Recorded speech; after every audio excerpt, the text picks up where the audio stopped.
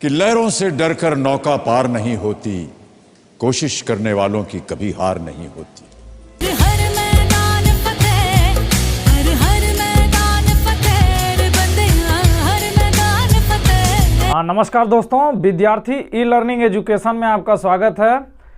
आज हम लोग अनसॉल्व पेपर का सेट नंबर पहला गणित का जो कि 822 MW है, इसका पार्ट 2 देखेंगे, जिसमें हमारा प्रश्न नंबर 5 तक आपको पार्ट 1 में बताए गए हैं। प्रश्न नंबर 6 से हमारे पार्ट 2 में बताए जाते हैं। देखिए, दिया है कि एक नाव की शांत जल में चाल 15 किलोमीटर प्रति घंटा है। नाव धारा के दिशा में 30 किलोमीटर जाने में तथा धारा के विपरीत दिशा में 30 किलोमीटर वापस आने में, यानी आने और जाने दोनों में कुल मिलाकर समय ले रहा है 4 घंटे 30 मिनट में पूर्ण करती है। तो धारा की चाल क्या होगी? तो यहाँ पर देखिए, पहले हमारा दिया है नाव का चाल, तो नाव का चाल लिख लेंगे। दिया है नाव की शांत जल में चाल,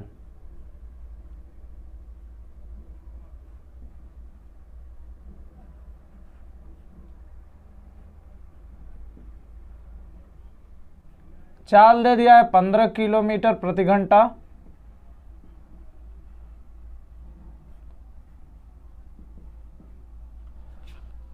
तथा धारा की चाल पूछ रहा है, तो हम धारा की चाल मान लेंगे, यानी धारा की चाल, धारा की चाल हम मान लेंगे x किलोमीटर प्रति घंटा। अब कह रहा है नाव धारा की दिशा में जब जा रहा है तब, तो लिखेंगे धारा की दिशा में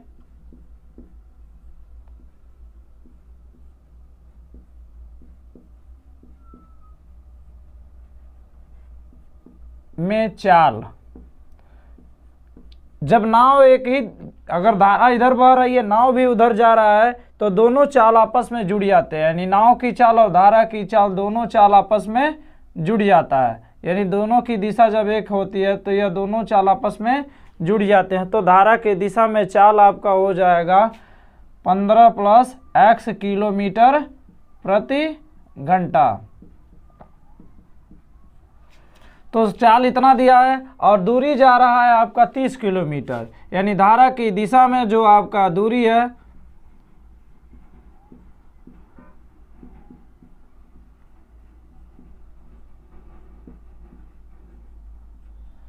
दिया है 30 किलोमीटर।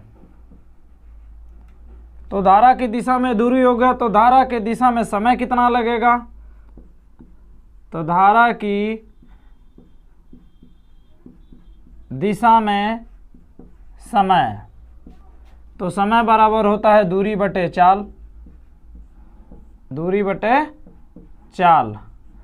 तो दूरी हमारा दे दिया है 30 किलोमीटर जाना है, और चाल है हमारा 15 + x, यह हो जाएगा आपका समय, यानी घंटे में इतना समय हो जाएगा, यानी धारा की दिशा में जाने पर। फिर करा तथा धारा के विपरीत दिशा में। अब देखेंगे धारा के विपरीत दिशा में, धारा के विपरीत दिशा में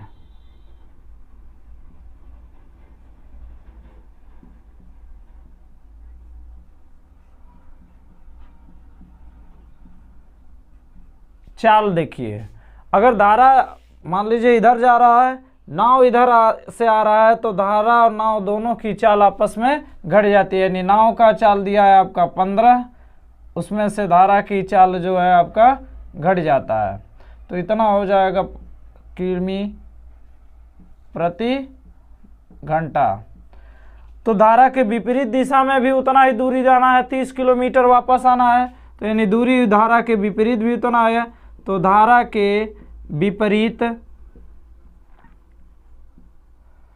दूरी आपका हो जाएगा 30 किमी प्रति घंटा। तो धारा के विपरीत समय देख लीजिए, धारा के विपरीत समय, समय बराबर होता है दूरी बटे चाल। तो दूरी हमारा दिया है 30 और चाल हमारा हो गया है 15 - x, यानी इतना हो गया आपका घंटा। अब आते हैं हम शर्त से।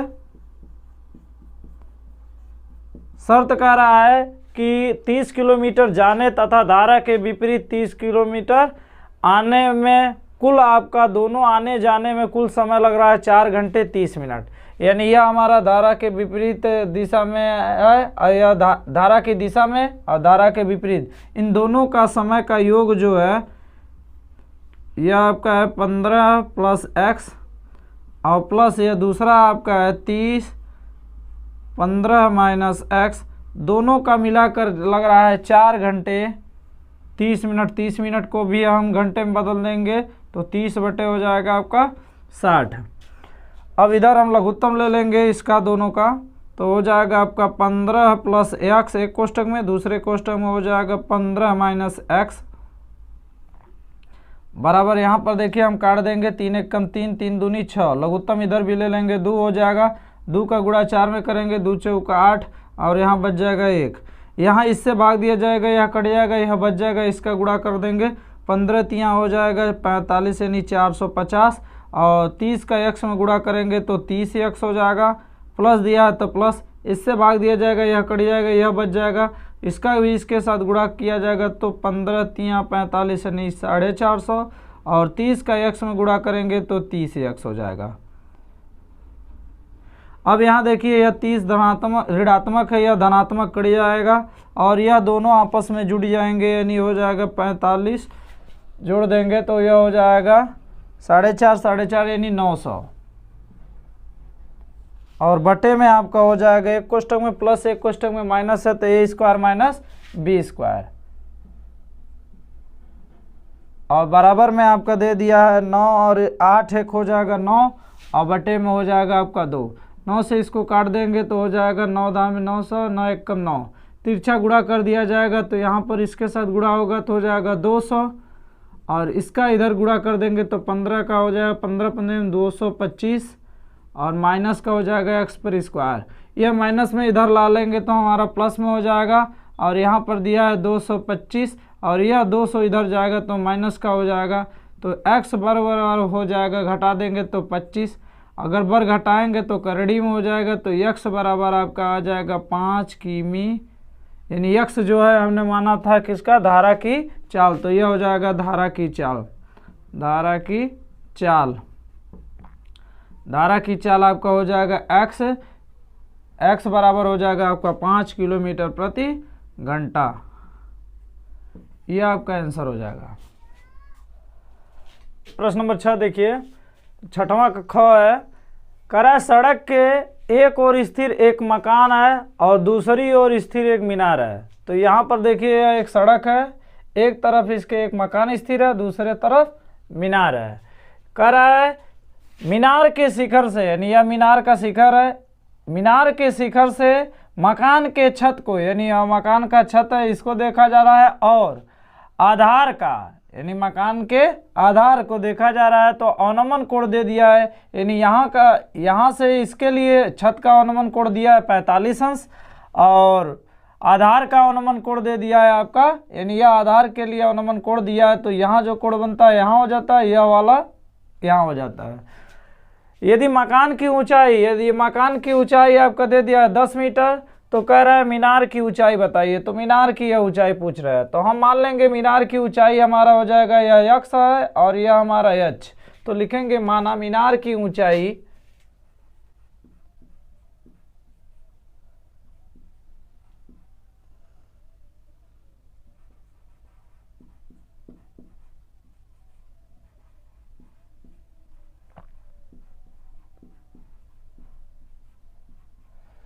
तो यह 10 और वह h, यानी हो जाएगा 10 प्लस h मीटर। तो यह हमने मीनार की ऊंचाई, यह पूरा हमारा हो जाएगा। अब इसमें देखिए हम यदि हम लेते हैं इस त्रिभुज को और एक त्रिभुज यहाँ पर 2 त्रिभुज हमारे आपस में बन रहे हैं, जितना यह नीचे वाला भुजा होगा वही भुजा इतना बड़ा यह भी होगा, यानी यदि यह भुजा हम x मान लेते हैं मीटर तो यह भी हमारा जो होगा यह x मीटर होगा। तो चलिए सबसे पहले लिखते हैं त्रिभुज ABC से, तो लिखेंगे समकोण त्रिभुज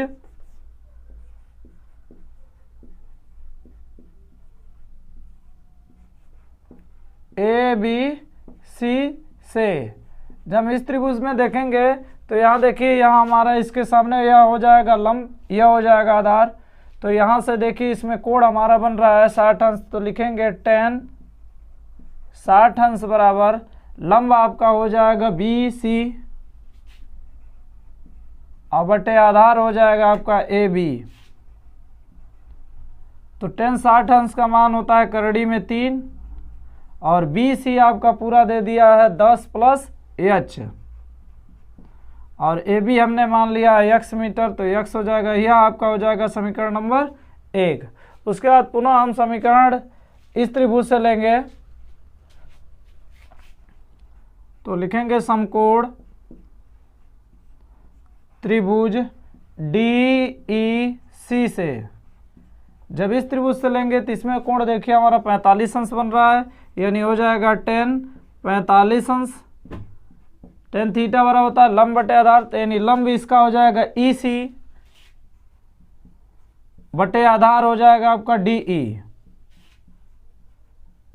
tan 45 अंश का मान होता है 1 और ई सी आपका दे दिया है h और डी ई आपका दे दिया है x, तो x का इसके साथ गुणा कर देंगे, x बराबर हो जाएगा h।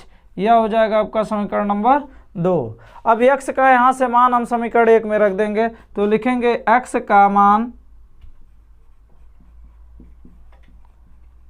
समीकरण 2 में रखने पर, समीकरण 1 में रखने पर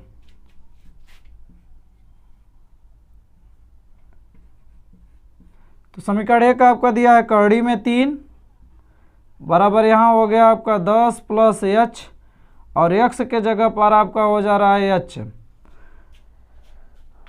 इसका इधर गुणा कर देंगे तो हो जाएगा करड़ी में 3h बराबर हो जाएगा 10 प्लस एच।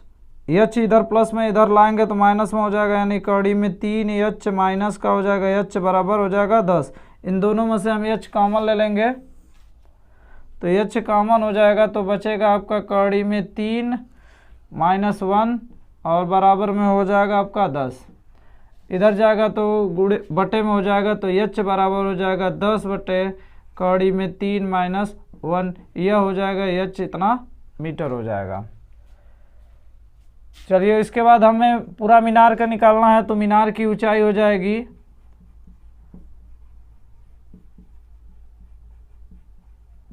मीनार की ऊंचाई हमने माना है 10 प्लस एच, तो एच का मान यहाँ रख दिया जाएगा, तो हो जाएगा 10 प्लस हो जाएगा 10 बटे करड़ी में 3 माइनस 1, तो लघुत्तम निकालेंगे तो हो जाएगा करड़ी में 3 माइनस 1 और 10 का इसके साथ गुणा कर देंगे तो हो जाएगा 10 करड़ी में 3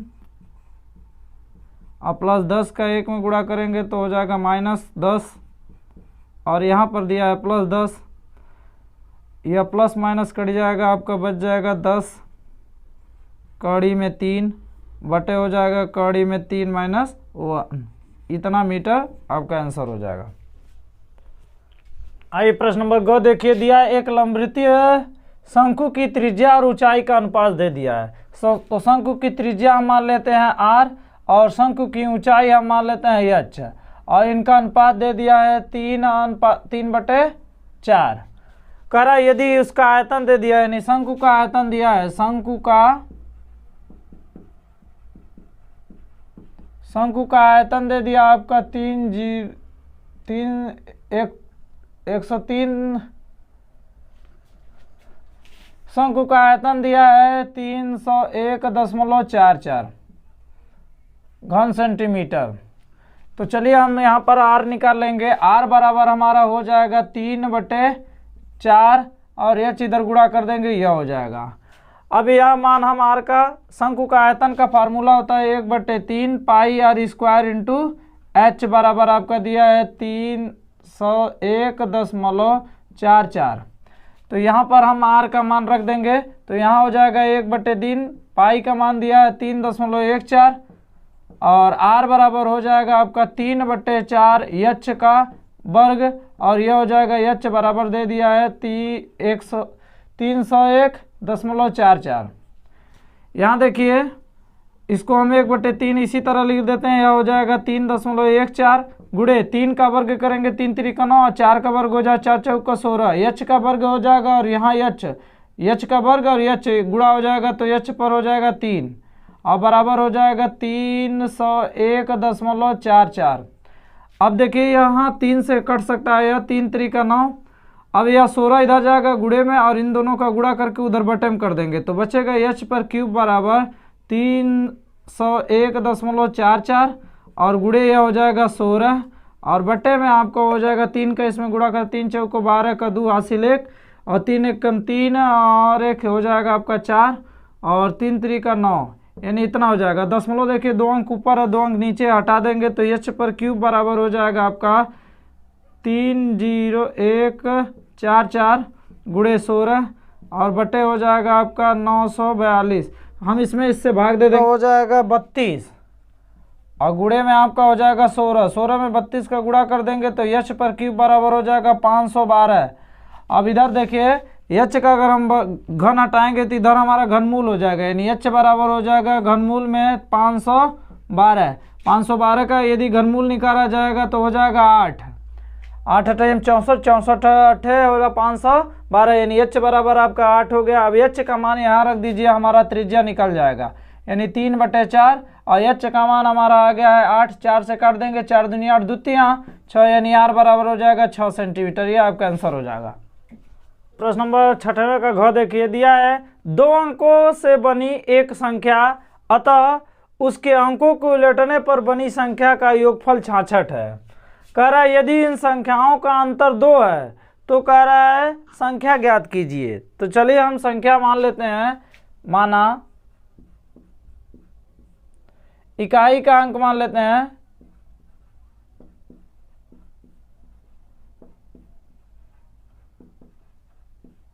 इकाई का अंक x मान लेते हैं और दहाई का अंक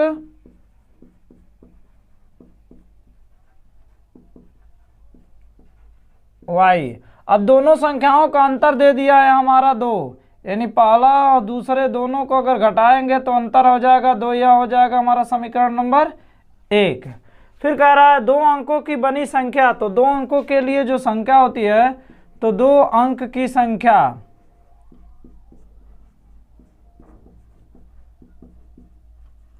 के लिए फार्मूला होता है 10 दहाई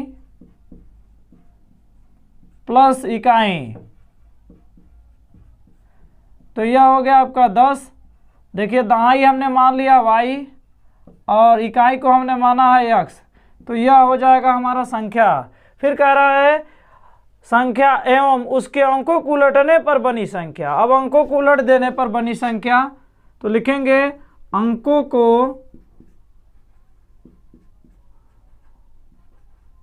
उलटने पर बनी संख्या। तो हमारा यह तो देखिए अंक को उलट देंगे यानी x यहाँ चला जाएगा, y यहाँ हो जाएगा तो हो जाएगा 10x प्लस y। यह हो गया अंकों को उलटने पर बनी संख्या। कह रहा है अब यह संख्या और अंकों को उलटने वाली संख्या का योग यानी दोनों को जोड़ने पर हमारा 66, यानी शर्त कह रहा है इसका और इसका दोनों का योग कह रहा है 66 है, यानी पहला है हमारा वास्तविक संख्या दिया है और अंकों को उलटने पर बनी जो संख्या है हमारा 10x प्लस y बराबर दोनों का योग कह रहा है 66 है।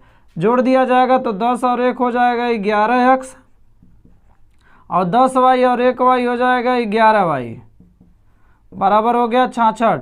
11 से भाग दे दीजिए,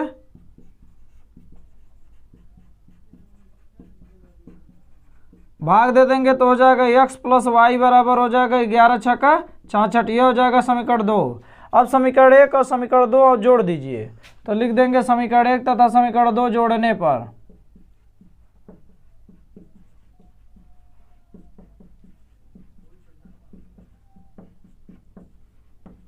तो हमारा समीकरण 1 दिया x माइनस वाई बराबर 2 और समीकरण 2 दिया x प्लस वाई बराबर 6। यह कट जाएगा, यह x हो जाएगा 2x और 6 और 2 हो जाएगा 8, 2 से काट देंगे तो x बराबर आपका आ जाएगा 4। अब x का मान हम समीकरण 1 में रख दें तो समीकरण 1 से देखेंगे, समीकरण 1 से x का मान हमारा 4 आ गया, तो 4 रख देंगे, माइनस वाई बराबर हो जाएगा 2, और इसको इधर कर देंगे धनात्मक, या इधर आ जाएगा तो ऋणात्मक हो जाएगा, यानी y बराबर 4 में से 2 घट जाएगा तो y बराबर 2। अब हमारा संख्या जो है आया है, देखिए संख्या 2 अंकों की संख्या हमारा जो आ गया वो है आपका 10y प्लस x। अब यहीं पर रख दिया जाएगा, तो y का मान हमारा 2 है तो लिख देंगे 10 गुणे 2, और x का मान आपका 4 दिया है तो 10 दूनी 20, 20 और 4 हो जाएगा 24, यानी वह संख्या हमारी हो जाएगी 24। सातवें का देखिए क में, पहले में आपका जो था समांतर श्रेणी से था, 2 की हिस्सा हटा दिए गए हैं। अथवे में हमारा देखिए दिया है, एक आयताकार मैदान की लंबाई में 2 मीटर की कमी कर दी जाए और चौड़ाई में 2 मीटर की वृद्धि कर दी जाए तो उसका क्षेत्रफल 10 वर्ग मीटर बढ़ जाता है। परंतु यदि लंबाई में 2 मीटर की वृद्धि की जाए और चौड़ाई में 3 मीटर की कमी कर दी जाए तो क्षेत्रफल 45 वर्ग मीटर कम हो जाता है। तो मैदान की लंबाई और चौड़ाई पूछ रहा है, तो हमने जो पूछता है उसे मान लेते हैं। तो लिखेंगे माना मैदान की लंबाई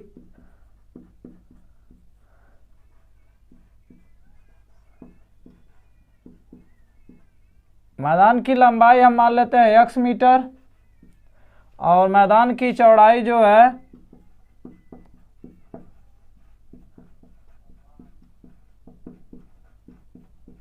मान लेंगे y मीटर। तो मैदान का क्षेत्रफल जो हो जाएगा, क्षेत्रफल होता है लंबाई गुणे चौड़ाई, तो हो जाएगा क्षेत्रफल लंबाई गुणे चौड़ाई यानी xy वर्ग मीटर। तो चलिए शर्त देखिए, प्रथम शर्त क्या कह रहा है, प्रथम शर्त में आपका दिया है कि एक आयताकार मैदान की लंबाई में 2 मीटर की कमी, यानी लंबाई में 2 मीटर की कमी। तो पहले यदि लंबाई आपका x था, बाद में 2 मीटर कमी हो गया तो इतना हो गया, और कह रहा है चौड़ाई में 2 मीटर की वृद्धि, तो चौड़ाई में 2 मीटर की वृद्धि, तो चौड़ाई पहले हमारा y था, इसमें 2 मीटर की वृद्धि हो जाती है। तब इसका क्षेत्रफल क्या हो जाएगा, क्षेत्रफल वाला लंबाई गुणे चौड़ाई, यानी हो जाएगा लंबाई, ये हो जाएगा आपका चौड़ाई ना वर्ग मीटर हो जाएगा, गुणा कर देंगे तो हो जाएगा आपका xy, इसके साथ होगा -2y, 2 का x में गुणा करेंगे 2x, और 2 दूनी हो जाएगा -4, यानी इतना वर्ग मीटर हो जाएगा।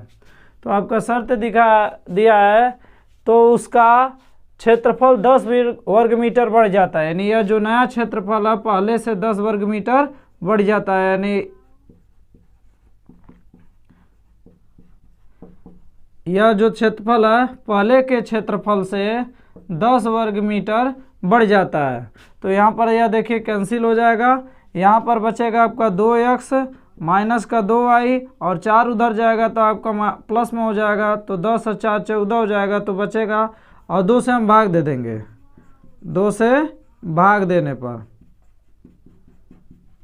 तो 2 से भाग दे देंगे तो यह x हो जाएगा, यह y हो जाएगा, और यह 14 में 2 से भाग देंगे 7, यह हो जाएगा आपका समीकरण नंबर 1। अब इसके बाद हम दूसरा शर्त देखेंगे, तो लिखेंगे द्वितीय शर्त से,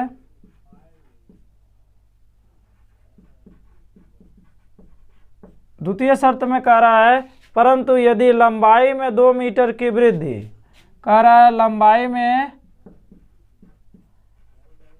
2 मीटर की वृद्धि,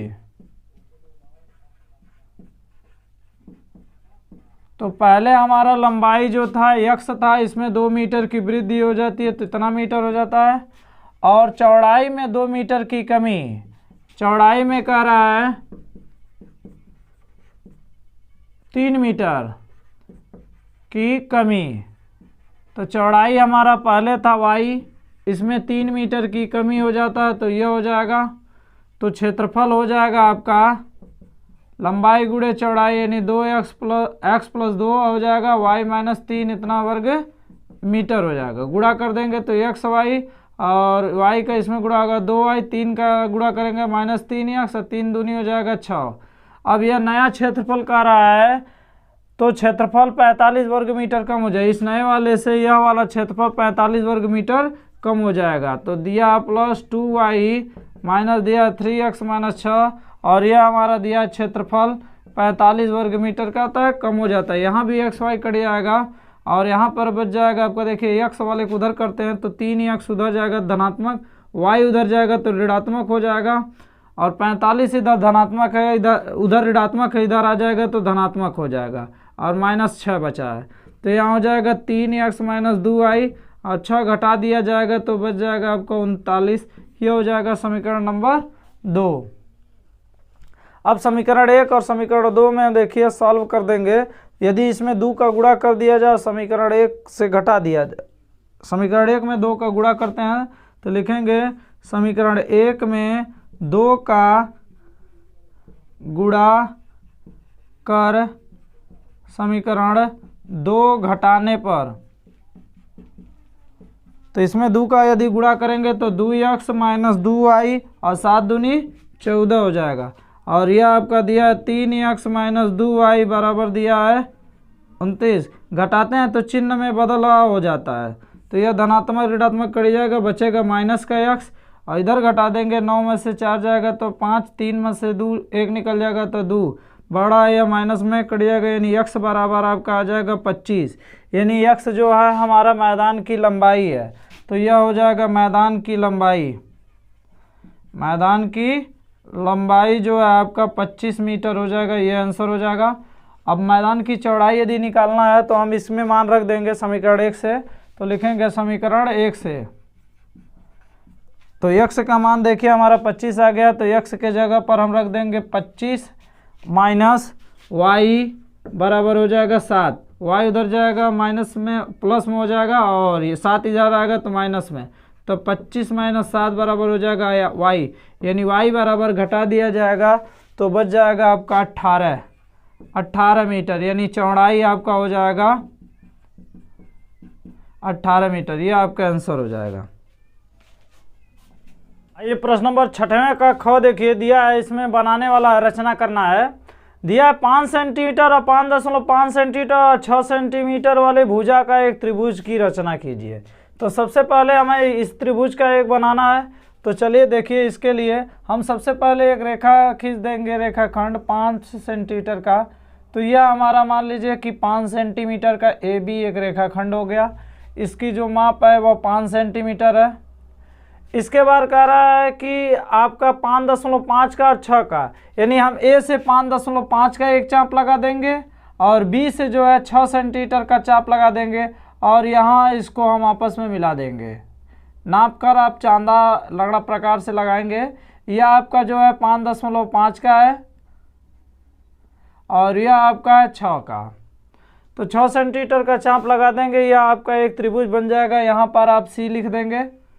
फिर कह रहा है फिर इसी के समरूप एक अन्य त्रिभुज की रचना कीजिए जिसकी भुजाएं पहले की भुजा के संगत भुजाएं के 2 संबंधित 3 गुना हो, यानी इसी में एक और त्रिभुज का रचना करना है जो इसी संगत भुजाओं के 2/3 गुना हो। तो सबसे पहले इसके रचना करने के लिए हम किसी या तो A से या तो B से हम एक नीचे न्यून कोण खींच लेंगे, तो यह हो गया आपका न्यून कोण। फिर यहाँ पर देखिए इन दोनों में से जो अधिकतम होगा उतना हम चाप लगा लेंगे। A से समान चाप लगाएंगे, तो यहाँ से रख के देखिए A से हम रख कर चाप लगाएंगे। इन चाप की दूरियां समान होनी चाहिए, यानी जितना रहेगा यह पहला चाप उतना ही, दूसरा चाप उतना ही, तीसरा चाप। अब इसको हम लिख सकते हैं B1, इसको लिख सकते हैं B2, इसको लिख सकते हैं B3। यह हमारे समान चाप हो गए। अब यहाँ पर जो लास्ट में नीचे दिया रहेगा उसको लास्ट वाले बिंदु से मिला लिया जाएगा। तो B को हमने B3 से मिला दिया और यहाँ से फिर इसी के समांतर यहाँ से भी हमें एक रेखा खींचना है। तो इसके लिए हम लड़ा प्रकार से रखिए, यहाँ पर रखकर इस तरह से एक चाप लगा लेंगे, इस बिंदु से रखकर एक चाप लगा लेंगे और पुनः यही चाप, इतना ही बड़ा चाप हम इस बिंदु से रखकर भी लगा लेंगे और इस दूरी को नाप लेंगे और वही दूरी नाप कर यहाँ भी हम चाप लगा देंगे और सेम इसी के भांति हम एक सरल रेखा यहाँ से खींच देंगे। तो यहाँ से देखिए जिस तरह से यह दूरी हम नाप कर और यहाँ से यह दूरी नाप कर सेम उसी के भांति खींच देंगे और यहाँ जहाँ कटेगा वहाँ पर हम लिख देंगे बी डैश। सेम उसी तरह यही काम जो यहाँ पर किया गया वही काम यहाँ भी बी से रख कर एक यहाँ से एक छोटा सा चाप लगाएंगे लंगड़ा प्रकार का रख कर, और वही काम यहाँ बी डैश से भी लगा देंगे और इस दूरी को नाप कर यहाँ भी दूरी को नाप कर चाप लगा देंगे और इस सेम टू सेम उसी के भांति यहाँ से भी खींच देंगे और यह आपका जो बन जाएगा यहाँ जो कटेगा वही आपका हो जाएगा सी डैश। तो यह इतना आपका बनाना है इस प्रश्न में, और तथा जिस तरह से हमने इसको बनाया है उसी तरह हम रचना के पद भी लिख देंगे। तो रचना का पद में अगर देखिए तो हमने सबसे पहले क्या किया, एक ए बी रेखाखंड 5 सेंटीमीटर खींचा, तो लिखेंगे सर्वप्रथम एक रेखाखंड ए बी 5 सेंटीमीटर खींचा। पुनः उसके बाद हमने ए से 5.5 का चाप लगाया और बी से 6 सेंटीमीटर का चाप लगाया। तो इसी तरह से रचना के पद लिखते चलना है और चाप को हमें बिंदु सी मान लिया, सी को हमने ए से मिला दिया, सी को हमने बी से मिलाया। तो इस प्रकार हमारा त्रिभुज ए बी सी का रचना हो जाएगा। पुनः उसके बाद हमने ए से बिंदु मानकर आधार में एक न्यून कोण खींचा और उस पर हमने 3 चाप लगा लिए भुजाओं के संगत अनुपात के बाद, और लास्ट वाले चाप को यानी B3 को हमने B से मिलाया और तथा B3 B के समांतर B2 B डैश एक रेखाखंड खींचा तथा BC के समांतर B डैश C डैश एक रेखाखंड खींचा। जो प्राथमिक त्रिभुज यानी पहले वाले त्रिभुज को जो बाद वाला त्रिभुज है 2 संबंधे 3 गुना के रूप में काटता है। इस प्रकार आपका रचना हुआ। उसी में एक दिया है या अथवा करके या तो इसको करिए या तो इसको करिए। इसमें अथवा दिया है 5 सेंटीमीटर त्रिज्या के वृत्त का 2 स्पर्श रेखा खींचिए जो परस्पर 60 अंश के कोण पर झुकी हों। कह रहा है एक 5 सेंटीमीटर त्रिज्या का एक वृत्त आप खींच लेंगे। यह हो गया 5 सेंटीमीटर त्रिज्या का, मान लीजिए आप नाप लेंगे। यह इसका केंद्र हो गया।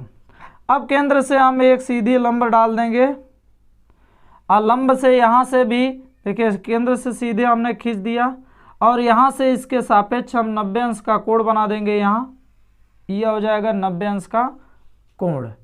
अब देखिए यहाँ से हमारा 60 अंश का रहा है तो यहाँ 60 अंश दिया है और यहाँ हमारा होता है 180 अंश होता है, यानी 180 में से हम 60 को अगर घटा देंगे तो हमारा बच जाएगा 120 अंश, यानी केंद्र पर हमारा जो बनेगा कोण वह हो जाएगा 120 अंश। तो केंद्र पर भी देखिए यहाँ से हम रखकर इस तरह से बना देंगे। यहाँ से चांदा से भी नाप कर बना सकते हैं आप, चाप लगा कर भी 2 चाप लगाएंगे। पहला चाप 60 अंश का होता है, यहाँ से देखिए इस तरह से कर देंगे और पहला चाप लगाएंगे 60 अंश, दूसरा चाप लगाएंगे 120 अंश, तो यह आपका 120 अंश हो जाएगा।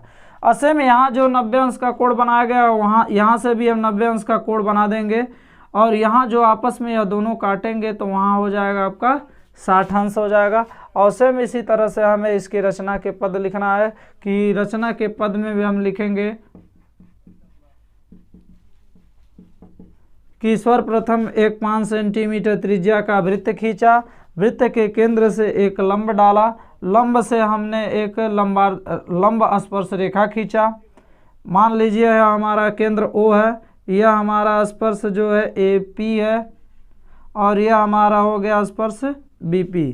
तो कह रहा है कि O से एक लंब डाला हमने भुजा पर A और A से हमने एक लंबा स्पर्श रेखा खींचा तथा केंद्र से हमने 60 अंश का कोण पर बनाया जो बिंदु को B पर काटती है और B से भी हमने लंबा स्पर्श खींचा जो रेखा को P बिंदु पर काटती है।